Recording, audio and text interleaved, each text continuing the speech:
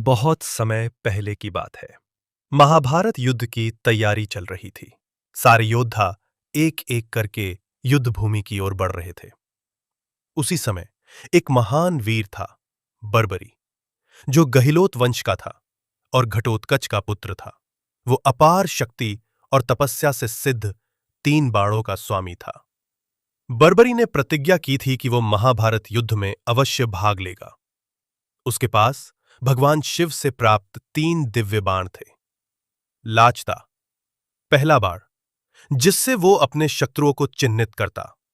दूसरा, जिससे वो उन्हें नष्ट कर देता। और तीसरा, जिससे वो सारे बाणों को वापस अपने तरकश में बुला लेता।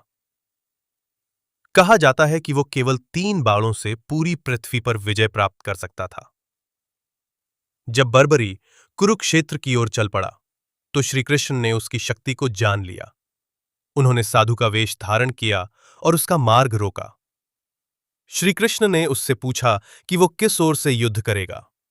बर्बरी ने उत्तर दिया, जहां मुझे लगेगा कि अन्याय हो रहा है या जो पक्ष कमजोर होगा, मैं उसी का साथ दूंगा। श्री कृष्ण मुस्कुराए। उन्होंने समझा कि अगर बर्बरी युद्ध में उतरा तो युद्ध कभी संतुलित नहीं रहेगा। जो पक्ष कमजोर होगा वो बर्बरी के कारण शक्तिशाली हो जाएगा और फिर बर्बरी पक्ष बदल देगा। इस प्रकार युद्ध अनंत हो जाएगा। इसलिए श्री कृष्ण ने बर्बरी से दान मांगा, उसका शीश, सिर। बर्बरी मुस्कुराया।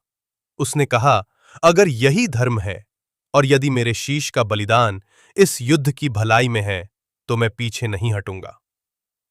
उसने हंसते हुए अपना सिर श्री कृष्ण के चरणों में अर्पण कर दिया। श्री कृष्ण ने प्रसन्न होकर आशीर्वाद दिया, हे बर्बरी, तुम्हारा बलिदान अमर रहेगा।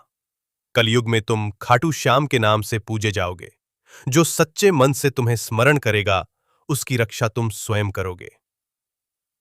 तब से बर्बरी, जिन्हें आज हम श्याम बाबा या खाटू श्याम जी के नाम से जानते हैं, कलयुग के देवता माने जाते हैं। उनके भक्त उन्हें श्री कृष्ण का ही अवतार मानते हैं।